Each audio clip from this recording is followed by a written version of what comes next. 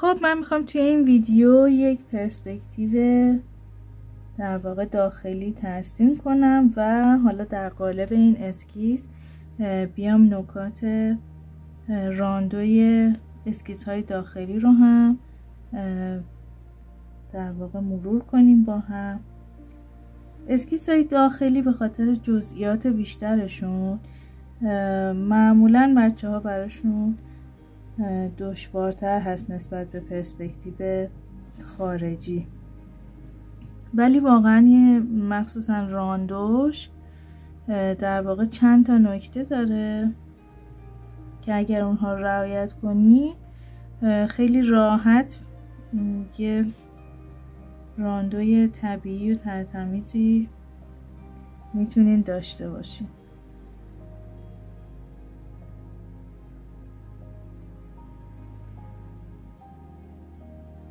حالا توی اسکیس خارجی بیشتر فقط همون بحث سایه و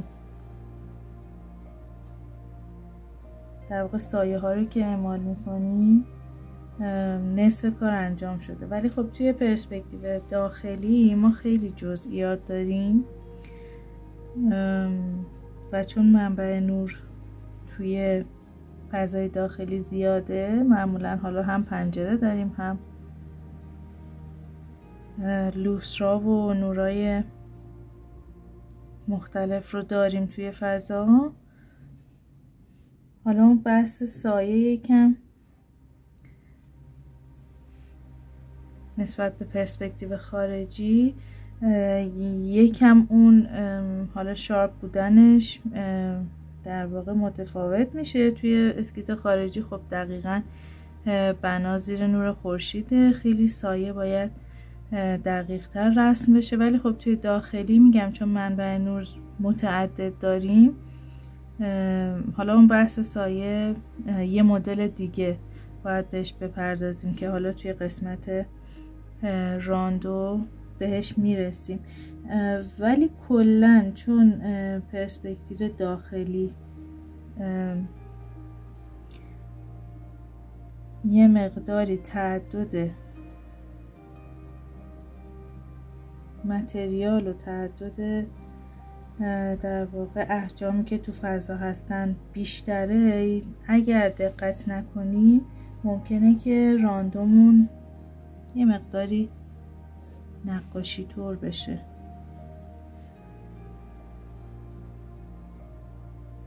و حالا یه نکات ساده‌ای داره که با هم بررسیش کنیم، میتونین خیلی راحت یه فضای طبیعی با راندوی تمیز داشته باشیم. خب من اینجا یه پنجره قوسی شکل ایجاد کردم، میخوام یکم بهش عمق بدم.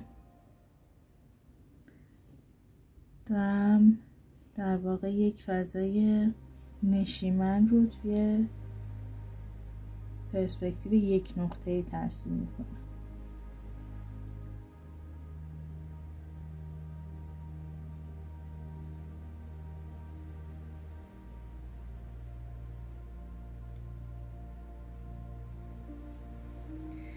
خب حالا میخوام یه به مبلمان برسیم.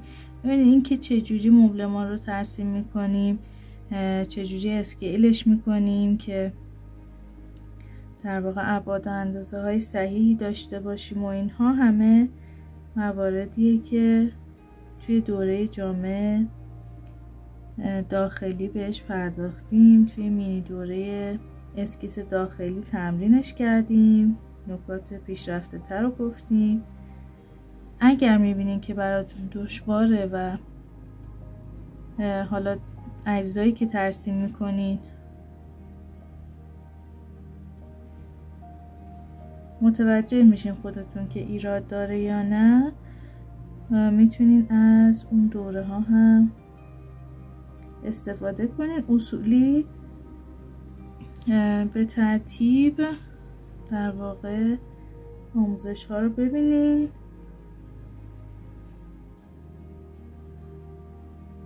که کمتر اذیت بشین دیگه، چون یه مسیریه که اگر بخواین خودآموز برین جلو یه مقدار ممکنه که اذیت بشین.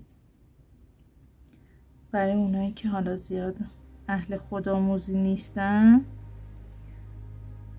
من پیشنهاد میکنم که حتما این دوره ها رو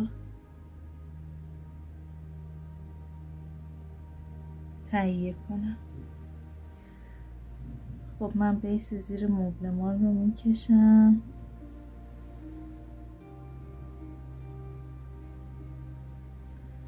به این مرحله جزئیات و مبلمان که میرسیم خیلی اسکیس داخلی واقعا یه لذت مضاعفی داره نسبت به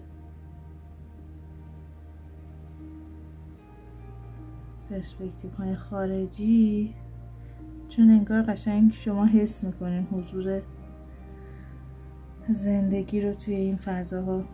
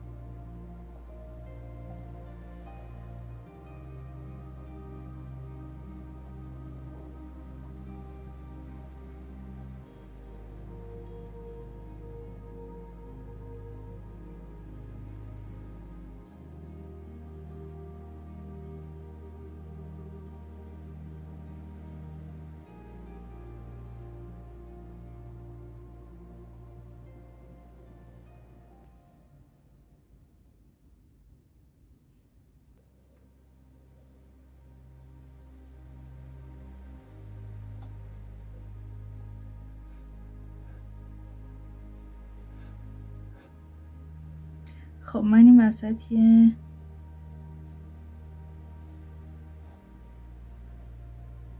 کافی تیبل بذارم، یه میز جلو مبلی.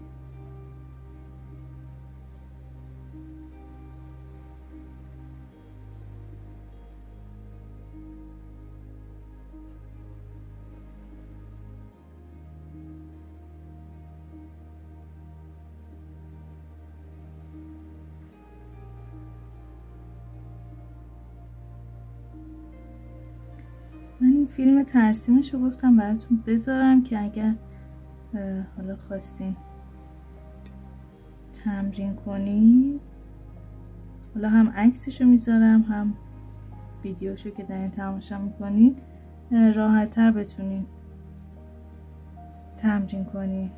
اون پایه های پشتش هم که دیگه مشخص نمیشه. خب من بیام اینجا یه صندلی تکیه هم بذارم.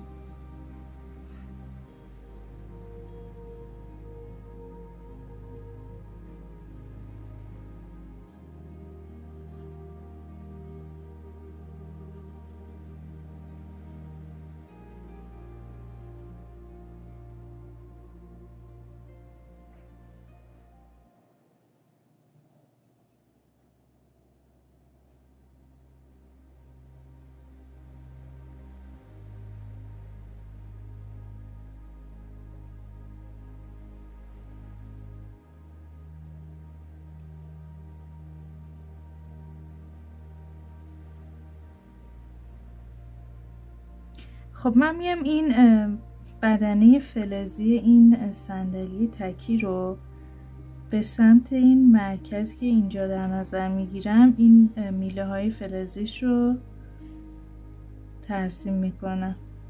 یعنی اگر خواستین ترسیم کنین باید روی یه هندسه خاصی باشه دیگه.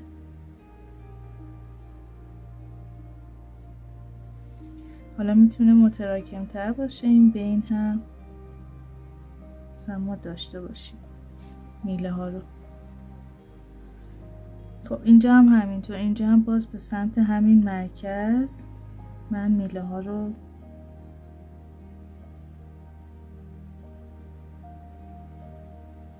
ترسیم میکنم. حالا پایه هاشم بکشیم. من در واقع توی طراحی مبلمان و طراحی هر چیزی، هر شیئی، هر بنایی توی معماری، بنایی که شما زیاد میبینین توی مجلات، توی در واقع پیجای مختلف، وقتی هندسه‌شون رو درک کنی، هندسه‌شون رو اول برای خودتون تحلیل کنین و بعد درکش کنین، خیلی راحت میتونین ترسیم کنین. یعنی اگر ابزار ترسیم رو یاد بگیرید دیگه با تحلیل هندسه هر شیئی میتونین به راحتی اون رو ترسیم کنین. خب من میخوام قبل از این که به این قسمت جلو اومده دیوار یه متریال آجوری بدم، بیام یک گلدونی رو این پشت در واقع در نظر بگیرم. فکر میکنم به این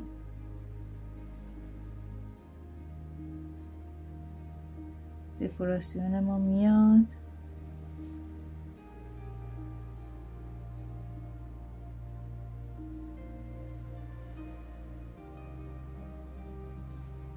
این وقتی دستتون قوی باشه ایده پردازی براتون راحت میشه. یعنی یه موقعی هست که من حالا از مدل‌های آماده میام استفاده میکنم، اونا رو کنار هم میذارم، کلاژ میکنم، از اونها استفاده میکنم. یه موقع هست نه، من به عنوان طراح از خلاقیت خودم استفاده میکنم، میام هر اون چیزی که توی ذهنم هست رو، چون میتونم راحت روی کاغذ بیارم، تبدیلش میکنم به یک در واقع مبلمان جدید، به عنوان یک فرم جدید که حالا بیان بقیه ازش استفاده کنن. یا میتونیم مصرف کننده ایده های بقیه باشیم. خیلی وقتا اینجوریه دیگه. یعنی ما توی مدل سازی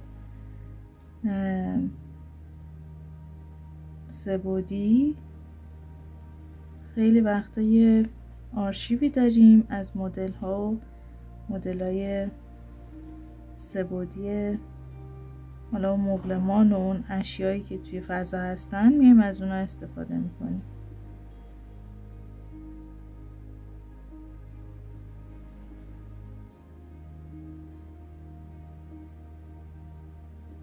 این میشه فرق کسی که میتونه طراحی کنه با کسی که فقط میاد چیدمان انجام میده.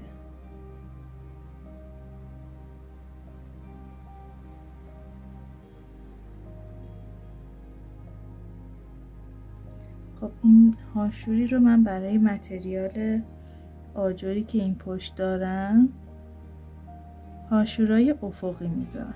ببین این دیوار من آجریه. توی قسمت اسکیس خارجی هم داریم، اون ویدیویی که براتون گذاشتم برای راندوی خارجی، توی داخلی هم همین اتفاق میفته. یعنی ما فقط میایم بندکشی های افقی آجر رو قرار میدیم، دیگه عمودی ها رو نمیذاریم. حالا میتونیم بعدش مثلا بیایم یه بزرگ نمایی از این بکشیم بیرون و بعد حالا مثلا آجرچینی خاصی داره یا میخوایم یه دیتیل خاصی حالا راجبش حرف بزنیم بکشیم بیرون، ولی توی اسکیز ما اصلا به اون بندکشی عمودی کاری نداریم. خب این قسمت هم که چون دیوار بالا و پایینش به گریز رفته، هاشورها هم به همین ترتیب به گریز میرن. خب کم کم دیگه داره در واقع رسیدیم به اضافه کردن جزئیات دیگه. من یه چند تا تابلو هم رو دیوار بذارم چون نکته راندویی داره.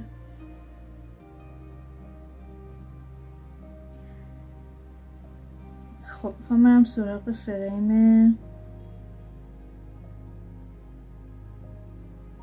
پنجره.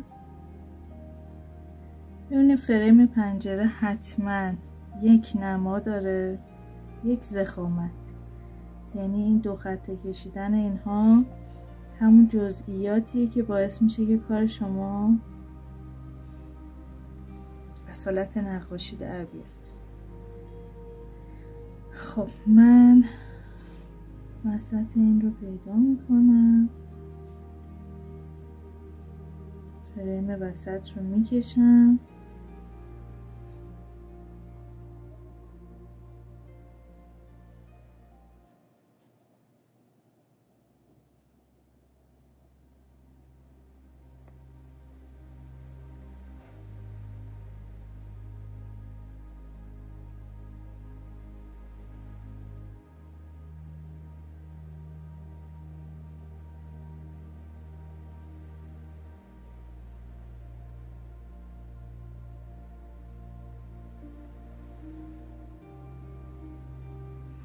خب یه گلدون دیگه هم این پشت من فاصله گذاشتم برای اینکه یه گیاه دیگه با بافت ریزتر این پایین داشته باشم. اول شاخه ها رو میکشم و بعد میخوام یه گیاه ریزبرگ اینجا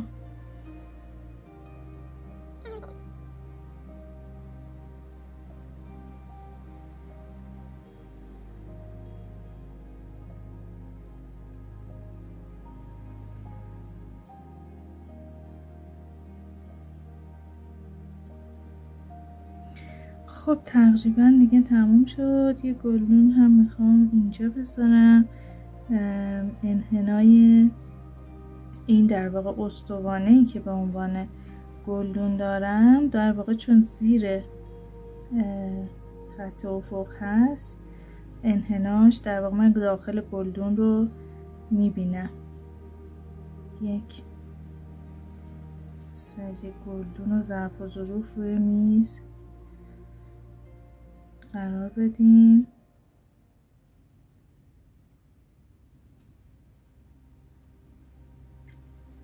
خب تقریبا دیگه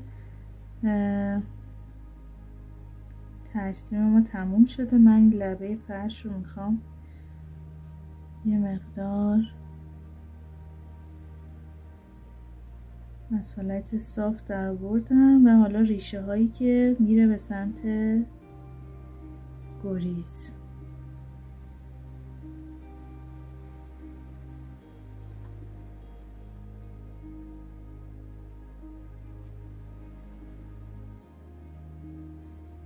خب حالا بیام یه خطای تایلای زمین رو هم بذارم باز به سمت گریز.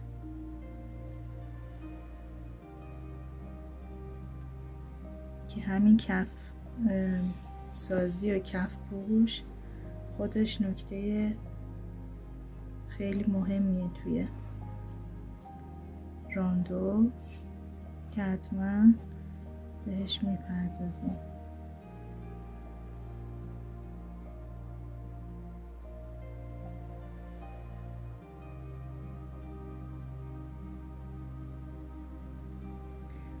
من بیام وسط در واقع این سقف رو پیدا کنم، یک لوسری از اینجا آویزون کنیم که حالا به فضامون بیاد. میخوام یه مکعب باشه و همین مکعبش رو ترسیم میکنم.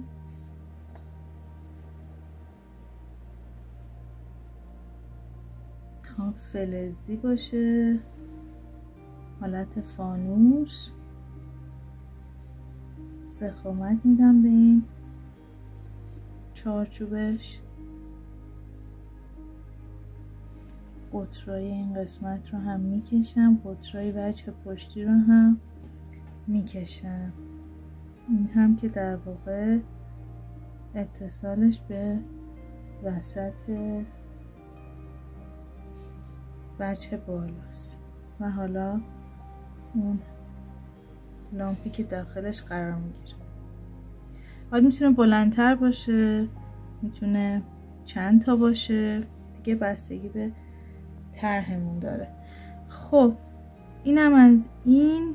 ترسیممون تموم شد، باید بریم سراغ انتخاب ماژیک.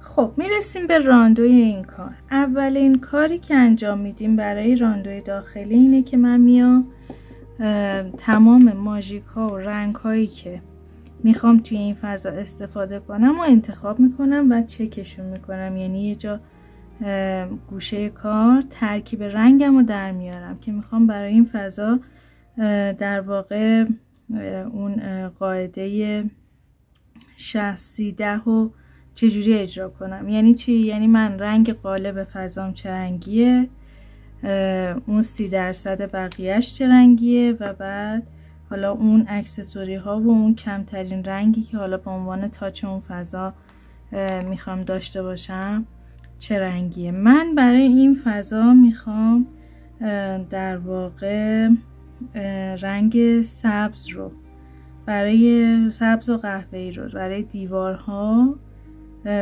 و تعدادی از این کوسن‌ها اجرا کنم و بعد قالب بقیهش باشه رنگ کرم و خاکستری. برای همین رنگامو انتخاب کردم. ببینید من میخوام دیوارم سبز باشه. از سبز زیتونی استفاده کردم برای ترکیب رنگش، یعنی این دوتا که شماره های 618 و 371 بیسیک هستن. این دوتا رو انتخاب کردم چون یک خانوادم فقط حالا پررنگ و کم رنگن. حالا نکته اینجاست، من سبز دارم تو فضا، آیا درسته بیام برای گیاهام از یک سبز دیگه، مثلا این خانواده زیتونی من بیام از یه سبز دیگه که حالت مثلا چمنی داره بیام برای این گیاهام استفاده کنم؟ نه، از همین سبزی که تو این فضا هست، حالا یا باز یه پرده روشن‌تر و تیره‌تر ولی باز از همون خانواده. یعنی من وقتی فضای داخلیمو میبینم بیشتر از 3 تا رنگ نباید به چشمم بیاد. این یه اصل مهمیه که باعث میشه که راندوی داخلیتون تر و تمیز باشه، صحیح باشه و از حالت نقاشی در واقع به حالت نقاشی تبدیل نشه. من شروع میکنم. نکته بعدی که بعد از انتخاب رنگ داریم انتخاب منبع نوره. من گفتم توی فضای داخلی ما تعدد منبع نور داریم. یعنی من الان خب مثلا این چراغ آویز سقف رو دارم، پنجره رو دارم و حالا ممکنه حتی یه آباژور هم اینجا مثلا بد نبود که داشته باشیم. یعنی تعدد منبع نور داریم. مثلا من بیام اینجا یه آباژور هم اضافه کنم، حالت نور نقطه‌ای بیام اضافه کنم که شما ببینید که میتونیم منبع نورهای مختلفی توی فضای داخلی داشته باشیم. اینجا بیاد یه حالت عصایی بگیره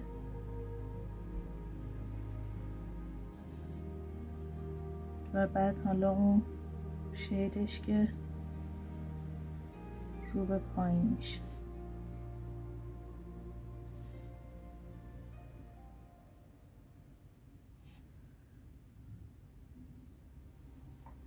که حالا میتونه متحرک هم باشه دیگه، یعنی این قسمت گردنش ممکنه که بتونه بچرخه.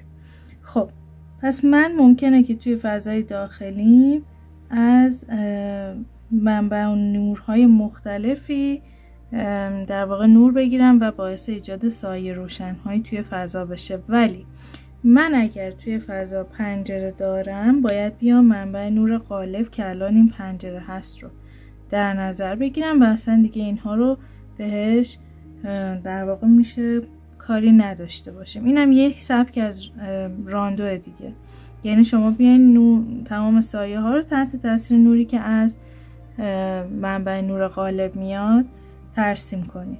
حالا یه موقع هست من میخوام بیام ارائه نهایی داشته باشم، میام تاثیر تمام منبع نورها رو میخوام تو فضا نشون بدم که واقعا منطقی به نظر نمیاد، یعنی تاثیر آنچنانی توی فضای من نداره، چون نور غالب من از پنجره میاد و حالا این منبع نورها میتونن اون شدت سایه رو ازش کم کنن دیگه، یعنی سایه من رو کم رنگ تر کنن، وگرنه اصلش اینه که تاثیر غالب رو پنجره‌ای که با نور خورشید تامین میشه داره توی فضا.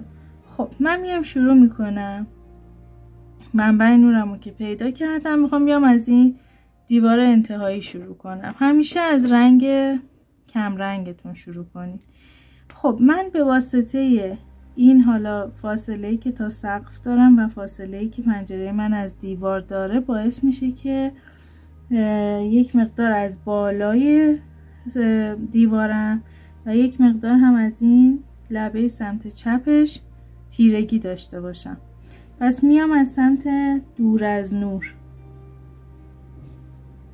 بذارین از سمت پهنش استفاده کنم که همگی داریم.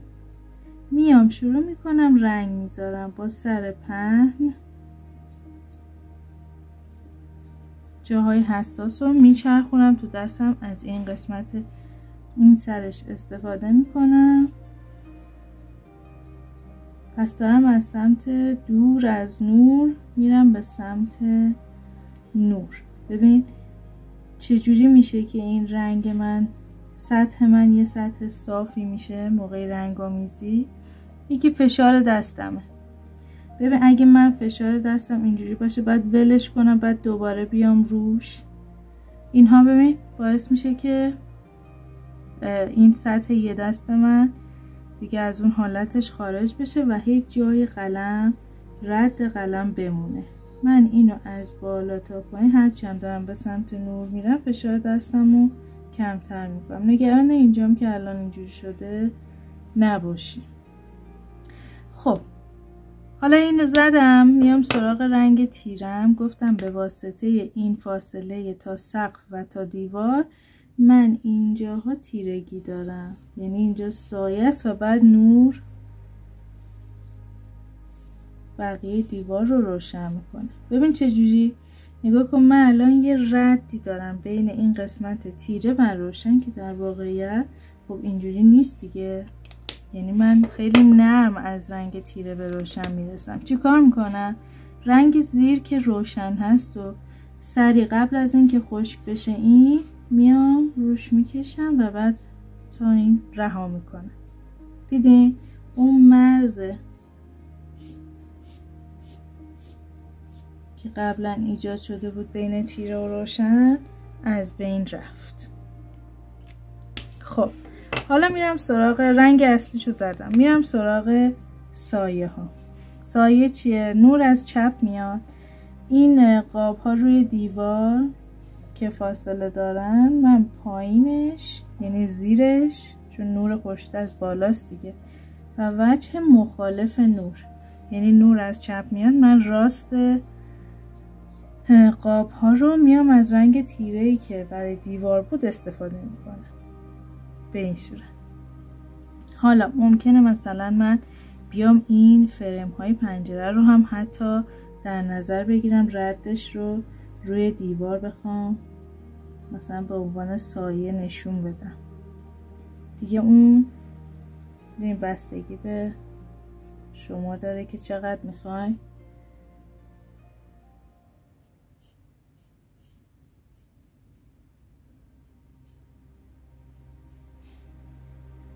این سایه روشن رو در واقع اسکیستون رو تبدیل به ترسیم واقعی.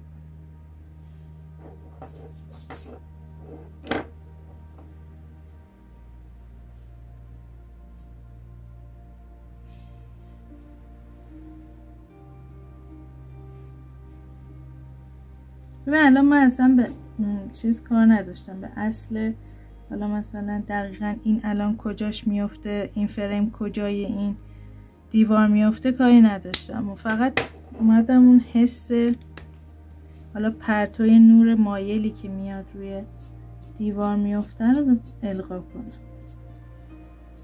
بازم از تیره به روشن. خب میرم سراغ دیوار آجریم. خب الان چی میشه؟ بیایم تحلیل کنیم. الان این دیوار میشه کامل رو به نور و این دیوار حالا میشه توی نیم سایه. من بیام خیلی با فشار دست کم روی این دیوار رنگ بذارم، چون باریکه دارم از این سر نازکش استفاده میکنم. بعد میام اینجا رو باید پر رنگ تر بگیرم. پس ببین از همین رنگ خودش 2 بار میزنم.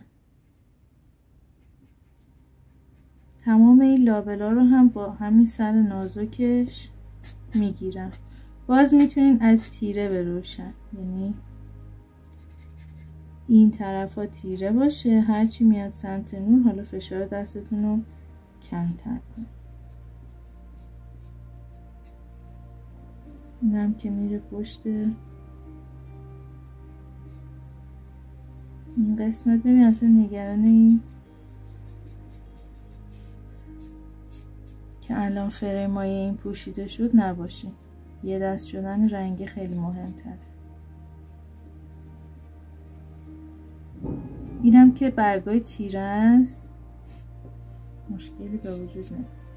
خب من رنگ رو گذاشتم، حالا میخوام برم سراغ تیره کردنش. این قسمت ها حتما تیره تر میشه، نور از راست میاد. این زیر برگا و سمت راست برگا حالا یه حالت سایه‌ای میفته. ببین سایه اینو نمیام با توسی بزنم، با همون رنگ خود دیوار میام دوبل میکشم. یا اگه مثلا یه پرده تیره تر این رنگ رو داریم میتونین از این استفاده کنید. خب حالا یادتونه میگفتم بندکشی عمودی آجر رو نمیکشیم. حالا اینجا میام با لکه، اگر میخوام، من خودم هیچ وقت این کار رو انجام نمیدم، ولی میتونین مثلا تک تک بیاین حالا با همین تفاوت رنگه این دونه های آجر رو هم نشون بدیم. خب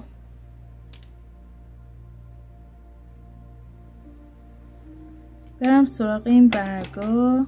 از رنگ روشن باز استفاده میکنم.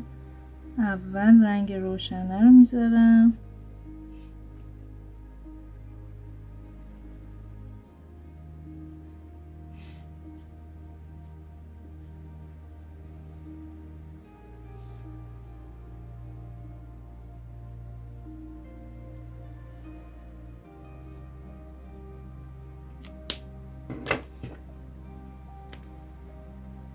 بعد میام سمت مخالف نور و این لابلا که مثلا یه برگی اون زیر هست، زیر و بچه پشت به نورش رو میام تیره میکنم.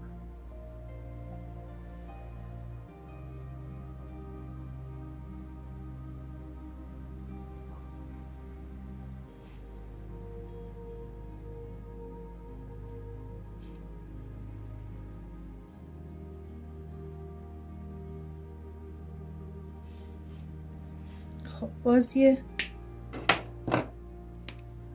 بعضی جاهاش مرز افتاده، میام با این کم رنگی مرزه رو میپوشونم که زیاد بین تیرگی روشنی ها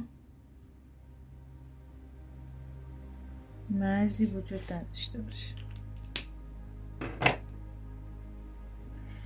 خب برم سراغ مشکی. من میخوام این فریم های فلزی رو تماما مشکی کنم. میام باز همون به سمت مرکز این قسمت که بهتون گفتم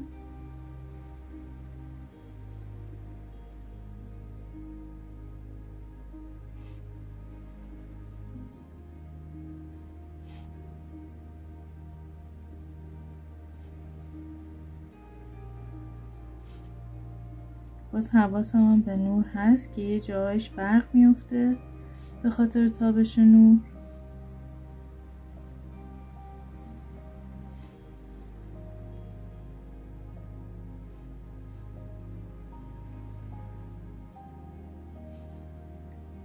گلدونی که این پشت هست.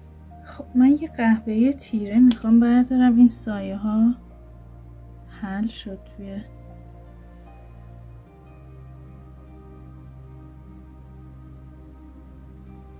زیر این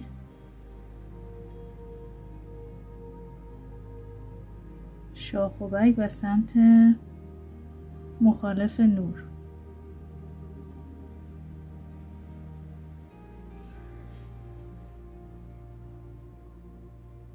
تیره میکنیم.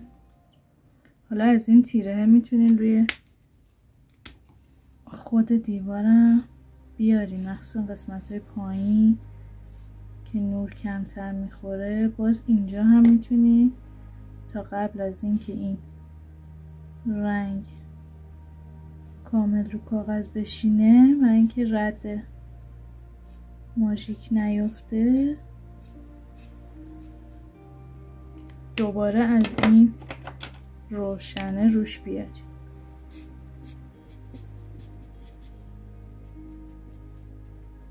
کلا راز راندوی خوب رو بهتون بگم اینه که شما کارتون سایه روشن داشته باشید، یعنی از اون حالت فلت یک نواخت در بیاد. حالا یه جایش رو میتونید نگاتیو کنین، این خط وسط برگا یا ساقه ها، یه جاهایی رو میتونین از این تکنیک نگاتیو کردن بریم. خب میرسیم، داشتیم این صندلی رو کار میکردیم. این زیرش رو تیره میکنیم، پایه هاش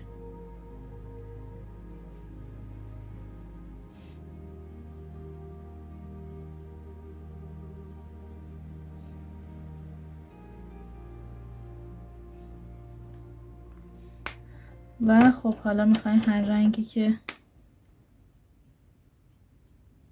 قسمت نشیمنش داره. خب ببینید چجوری گذاشتم. این نور میاد من از تیره به روشن، حتی یه قسمت‌هایش هم سفید میمونه. حالا این رو به رو هم باز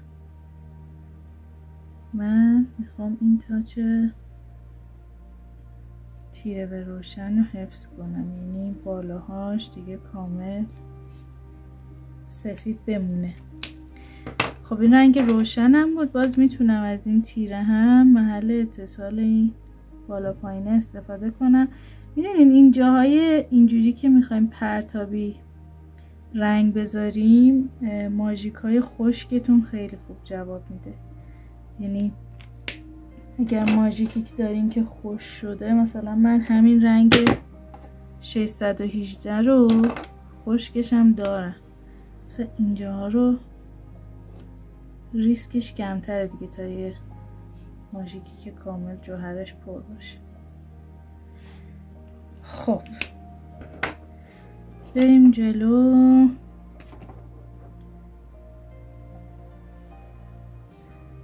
قطعا این پایه های این میز هم از همون فلز صندلی خواهد بود.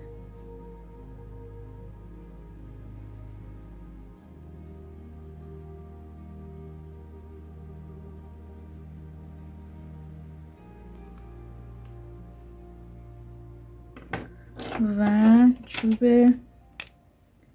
میز هم از همون چوب از همون رنگ دیوار آجوری. ببینید اگر توی ترسیماتمون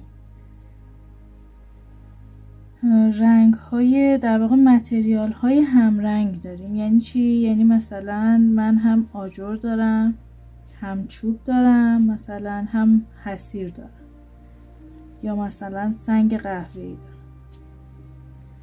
تمام اینها رو باید مثل همون سبزه که گفتم باید از یک خانواده قهوه‌ای بیام بذارم. حالا مثلا میتونه حصیره از قهوه‌ای روشن‌تری باشه، مثلا چوبه از قهوه‌ای تیره تر، ولی باز همون خانه، یعنی من نمیام یه دونه سبز دیگه مثلا اضافه کنم به خاطر گیاهم، یه دونه مثلا قهوه‌ای یه خانواده دیگه، یعنی مثلا یه قهوه‌ای برداشتم برای چوبم که قرمز داره، بعد بیام آجرمو مثلا یه رنگی انتخاب کنم که قهوه‌ای باشه که حالا مثلا زردش بیشتر باشه، باید از این یک خانواده باشه.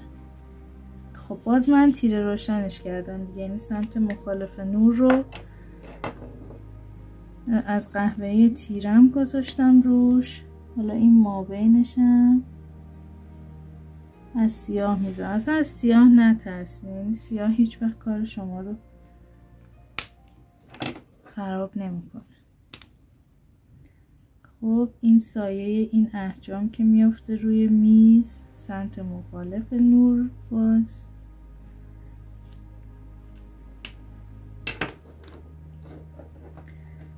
خب میرسیم به این مبل ما. باز این بیسش قرار چوبی باشه. من از همین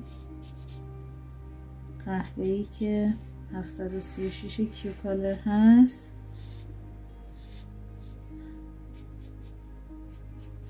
میزنم پشتشم همینطور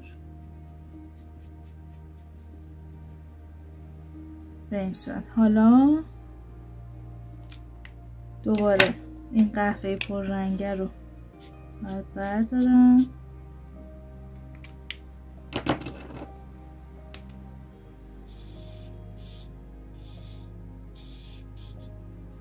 قهوه رو برمیدارم زیر این قسمت دوشک مبل. اینجا ببین میشه کاملا پشت به نور، چونم کل اینجا رو تیره بزنم. این قسمت ها، پایه ها، اینجا تا حدی که سایه این میفته، این قسمت زیر، این پشت، این بالشوی پشتش قطعا این روی این سایه میندازه. اینجا هم یه تاچ تیره بذاریم.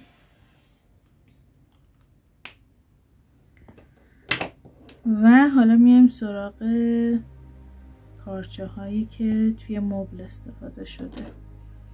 من اول این کوسن کوچیکا رو که میخوام سبز باشه از همین سبزم میذارم. ببین باز بالاش رو رها میکنم، یعنی از روشن از تیره میام به سمت روشن.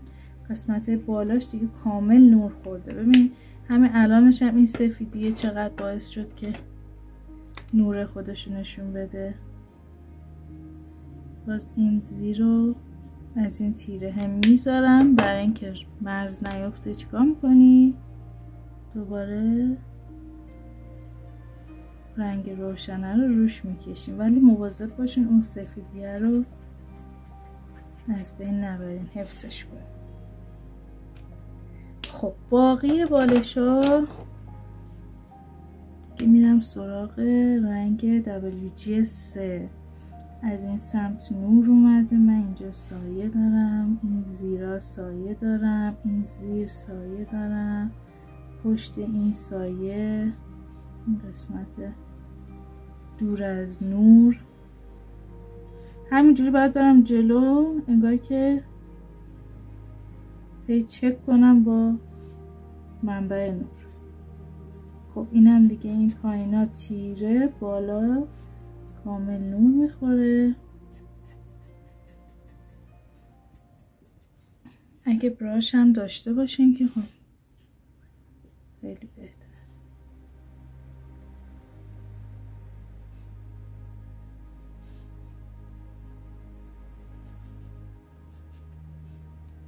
خب حالا این کفش، این پشت روی کف سایه میندازه. میبینیم فرق سایه گذاشتن داخلی و خارجی رو میبینیم چطوره. باز این روی کف سایه میندازه، اینجا میشه نیم سایه کامل.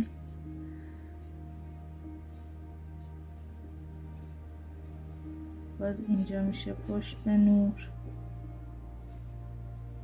این لایه این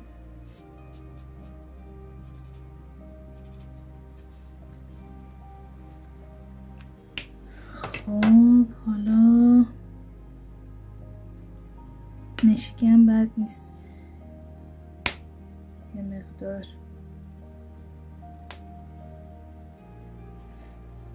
این قسمت های سایه سمت مخالف نور، سایه کوسنه افتاده اینجاها.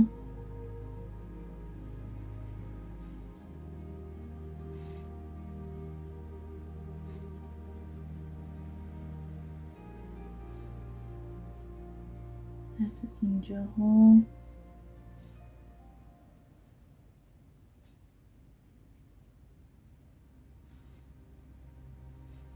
باز میبینید لکه افتاده، دوست نداری با خاکستری این لکه رو پخش کنید که نرم بشه دیگه.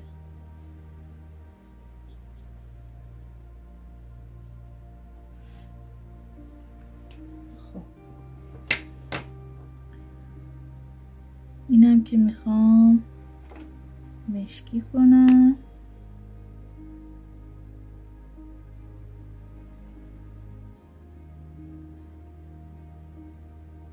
قطعا اینجاش میشه تیره تر، اینجا حتما یه برقی میفته که من باید سفید بذارمش.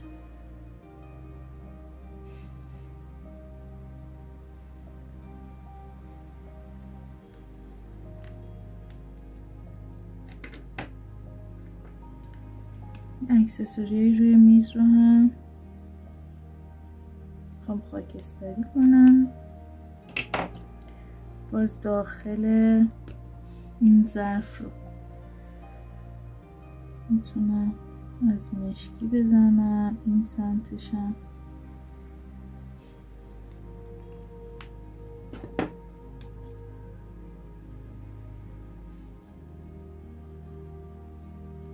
مشکی.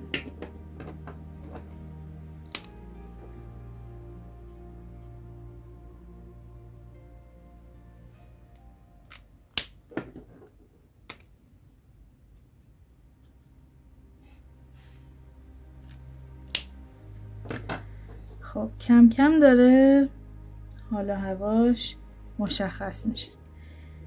خب ما الان اینجا هیچی سایه مبلمان رو نزدیم، حالا شروع میکنیم به سایه زدن. نور از این سمت میاد، مثلا از چپ به راست میتابه مایل. من پایه ها رو میام، ببین همین 4 تا خط رو که میذارم این صندلی میشینه روی زمین.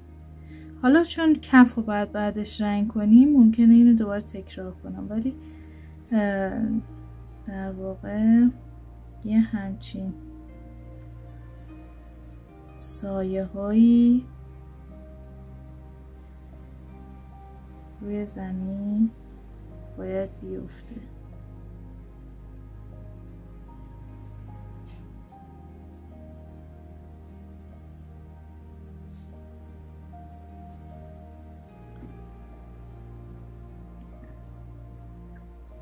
خب زیر این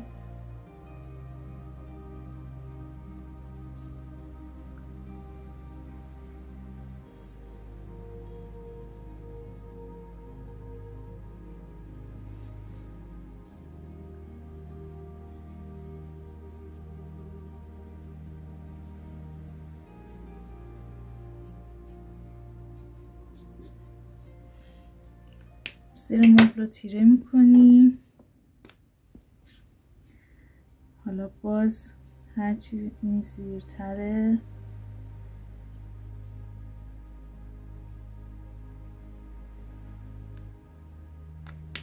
با این سره. ببین اصلا از تیره کردن نترس.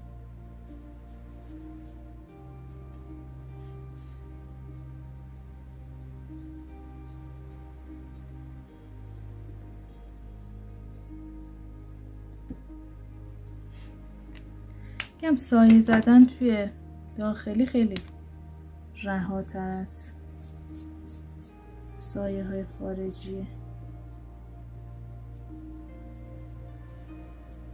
اینجا رو باز این مرزه رو میخوام کمش کنم.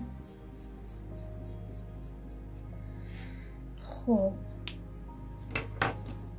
حالا بریم سراغ فریم پنجره. من میخوام مشکی استفاده کنم. اینجا با توجه به حالا فلزی که استفاده کرده بودیم و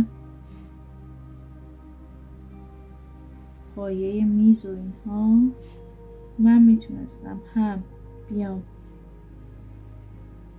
همین فریم فلزی مشکی رو برای پنجره انتخاب کنم، هم کدوم، هم چوبی، چون چوب تو فضا دارم. پس هر دوشو میتونستم، ولی خب انتخاب من فریم فلزی مشکی بود. خب حالا نور از کجا می آمد؟ از چپ بالا. پس من تمام این زیرها رو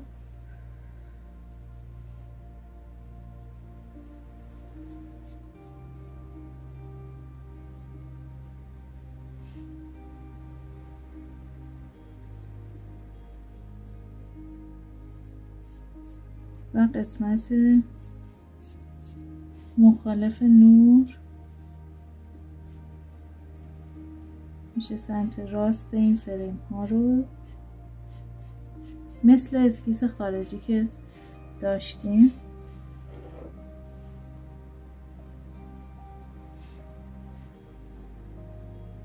تیره میکنم. این زیرم تا یه حدی که بالا قلم داد میشه تیره، جایی که میاد و این قسمت رو به نور میشه دیگه سفید باقی میذاره. خب و این بالا رو میتونم حتی یه تاچه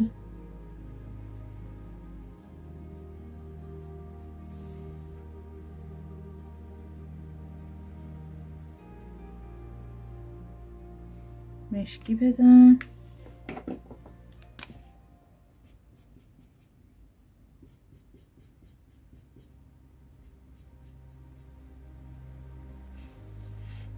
خب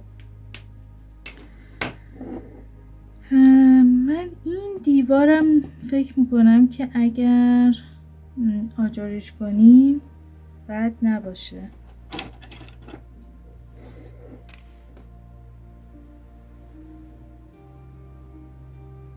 حالا میتونه اصلا همینجوری سفید هم باقی بمونه، ولی حالا من فکر میکنم که بد نیست،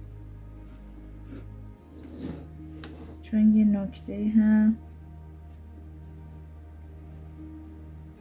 خواهد داشت برای راندو.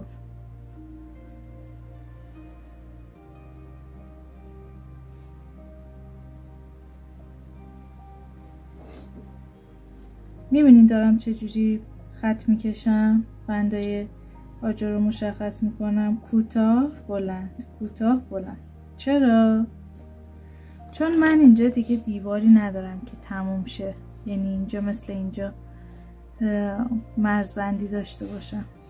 باید خودم با راندو محدوده قاب در واقع اسکیسم مشخص کنم.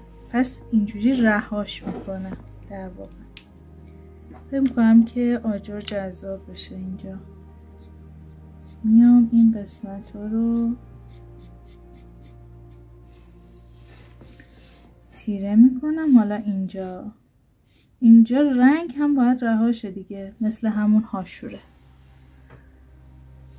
چجوری؟ میام کوتاه و بلند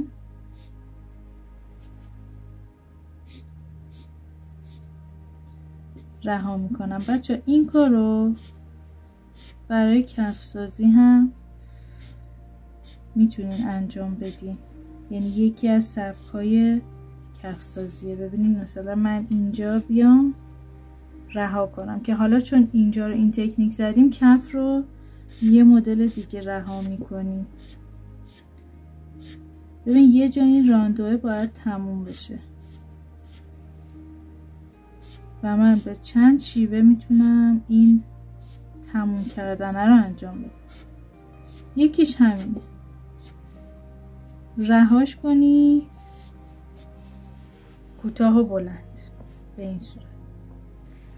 خب حالا رنگ اصلی رو زدیم. اینجاها یه کامل میشه توی در واقع سایش، چون اصلا نور نمیخوره. نوری که در واقع ما به عنوان منبع در نظر گرفتیم، نور پنجره، نور خورشید نمیخوره. پس اینجاها تیره میشه و بقیهش دوباره حالت پرتابی رها میشه. ببین از این تیره باید خیلی با احتیاط و با فشار کم. ببین انقدر فشار دستم کمه که اینجوری حالت خشک، ماژیک خشک گرفت.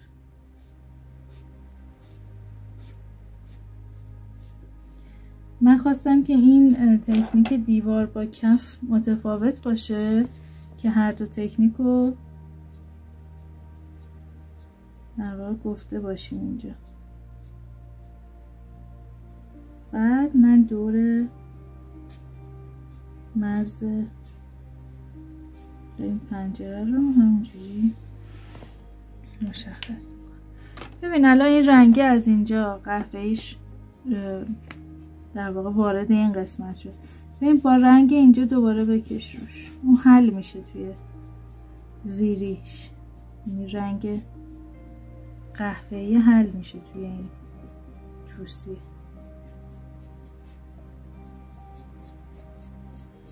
ببین اصلا رفت. یه ذره وسواس و نگرانیتون رو کم کنین. رها اگه راندو کنین نتیجه کار البته با تمرین دیگه خیلی بهتر میشه تا اینکه بخواین مکس کنین، به خاطر اینکه این وارد اون نشه و رنگتون پخش بشه. چون ببین مکس کنی رنگ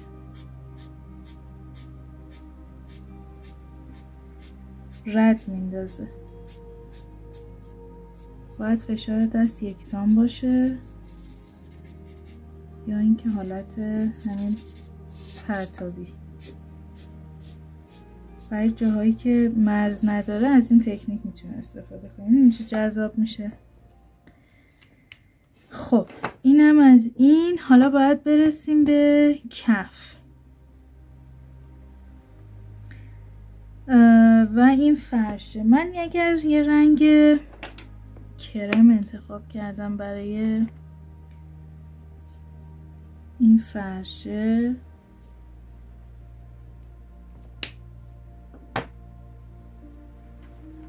یکی بهتر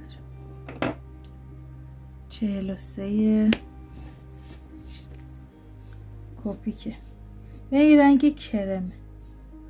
باز دوباره چی رو در نظر میگیرم؟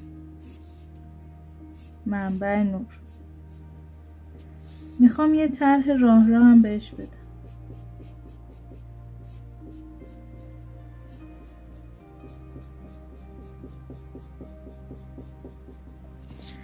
ببین میخوام یه پترن بهش بدم. دیدین این حالت بافت گیریم ها رو با همین رنگه، یا اگه یه پرده تیره تر دارین میتونی لابلاش هم بیاری. باز چون فرش من به گریز رفته این پترنش هم باید به گریز بره.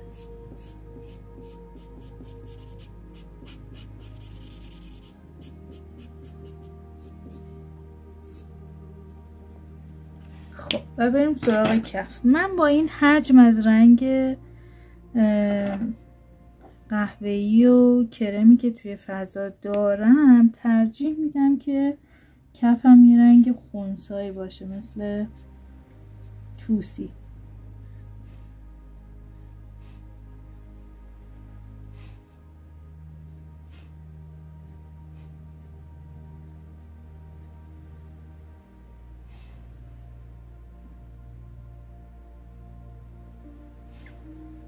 خب این هم چی میشه سایش؟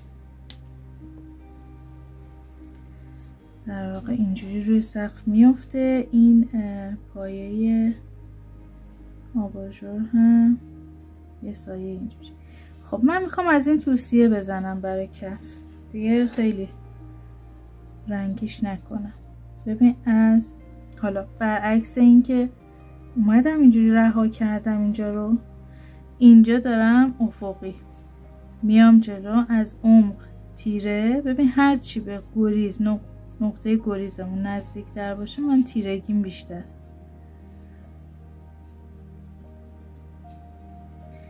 خب اینجا نور افتاده دیگه. من الان این محدوده که حالا سایمه از اینجا به بعد و حالا میخواستم پرتابی نباشه.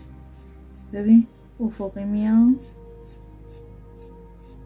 جایی که میخوام رها کنم دیگه تراکم خطام کمتر میشه. ببین اینجا میام این سمت فرش نور افتاده دیگه، نور افتاده دیگه، اینجا رو دیگه نمیذاره. حالا این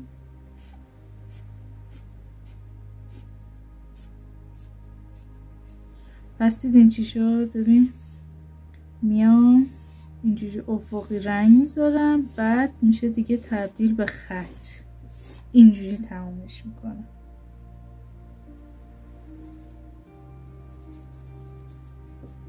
عمقم تیره. حالا این تایلای کف رو میتونم مشخص کنم. خب اینجا هم حالا مثلا یه قدر تیرگی روی سقف بندازیم که سقف اون از حالت خامی در بیاد. ببین اینجا هم مثل کف نگاه رنگ میذارم بعد تبدیل میشه به خط و بعد رها میشه. اینجا هم باز همینطور. خب این دیوارم که کلا رو به نور، یکم این قسمتش که دیوار داریم و حالا به جهت مایل بودن نور خورشید یکم اینجاهاش ممکنه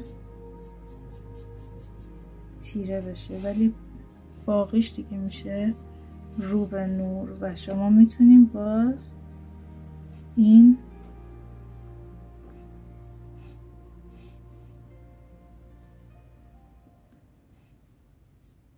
فریم های پنجره رو تاثیرش رو توی سایه نشون بدیم.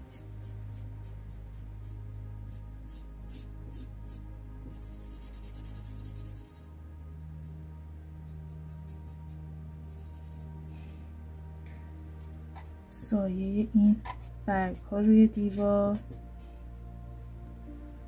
باز به گریز بریم،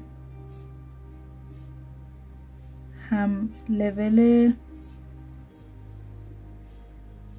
حالا فریم های اون پنجره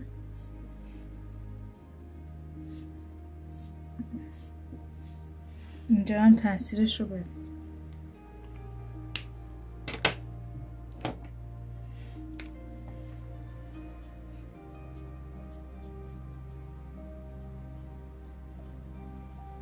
خب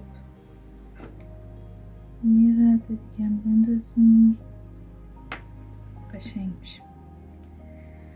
خب حالا میرسیم به این قاب ها رو چیکار کنیم؟ اگر بچه ها فرم حالا خاص و مشخصی ندارین، باید بیاین داخل قاب ها رو یا فقط توسی بذارین، رنگ خونسا بذارین، یا که بیاین داخلش از یه فرم انتزاعی با رنگ هایی که توی کارتون استفاده شده. راپیده آوردم مثلا یه منحنی اینجوری، یا مثلا یه پترن هندسی، یه فرمی که به فضاتون بیاد. بعد میایم با کم رنگ ترین رنگایی که توی بابا این زرده توی فضاتون دارین، میایم مثلا باز همون پترن رو تکرار میکنم. حالا باز از این سبزم، مخصوصا از فرم خشکش.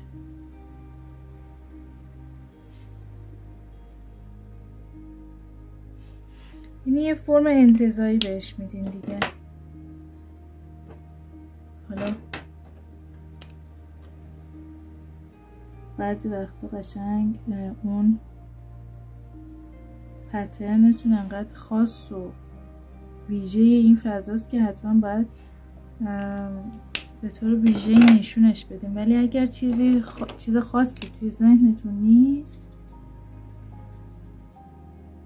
با همین پترنای هندسی یا منحنی یا رنگ خونسایی مثل توسی بیاین پرش کنین. من میخوام فریمشم به تبع متریال قالبم مشکی کنم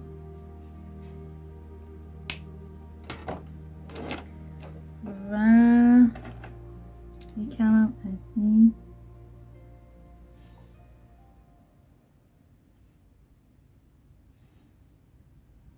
روان‌نویس سفید این تو هم یه برق دیگه اضافه کنیم. این لابلا هم میتونیم یه برقایی اضافه کنیم اینجا که کامل این فلز رو به نوره. از این ماژی که در واقع روان‌نویس سفید زیاد سوء استفاده نکنید، یعنی زیاد دیگه استفادهش نکنید، چون یهو کارتون عجیب غریب میشه. خب حالا یادتونه یه گیاهی ما اینجا داشتیم، میتونید بیایید با اون سبز تیره 371 یه ذره بافتشو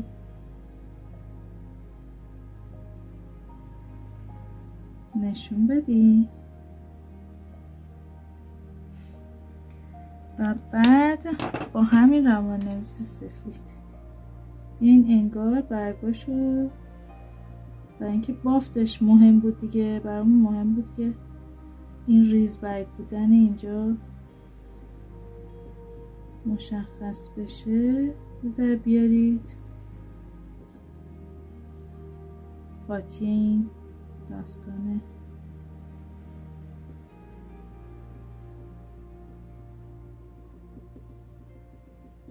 پس زمینه که یه ذره از پس زمینه بزنه بیرون. خب حالا یه نکته جذاب دیگه میمونه، اونم اتفاقیه که پشت شیشه میفته. ببین معمولا حالا ما میتونیم به همین سایه خاکستری که روی پنجره میزنیم اکتفا کنیم. یه موقع هم هست میخوایم نشون بدیم که اون پشت چه خبره.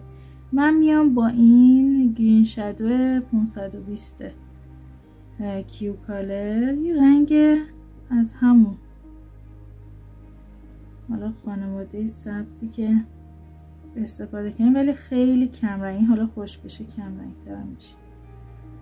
ببین فرم درخت رو این پشت اگر درخت داریم دیگه، اگر مثلا میخوایم نشون بدیم که اون پشت حالا باغ و گیاهی اینا، یه تاچای فرم برگ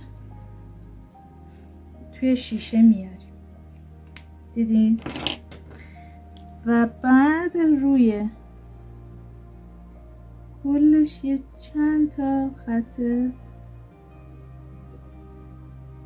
انعکاس با روان‌نویس سفید. زیر اینها هم باز میتونیم نگاتیو کنیم.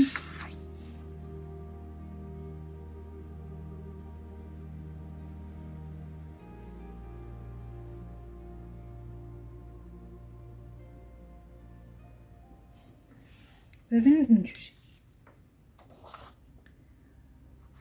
الان من توی این کارم تاثیر رنگ رو میبینم، تاثیر نور رو میبینم، ترکیب رنگ درست رو رعایت کردم، همون فرم اینکه کدوم رنگم 60% فضا باشه، کدوم رنگم 30 باشه و کدوم در واقع 10% باشه، که اون 10% هم میتونی حالا مثلا برای این فضا میتونه رنگ نارنجی باشه یا قرمز باشه، که من حالا مثلا بیام از این رنگ نارنجیه توی این تابلو استفاده کنم، یا میتونم حتی توی این مبلمانم استفاده کنم، مثلا یکی از این گوسنای سبز رو بیام نارنجیش کنم.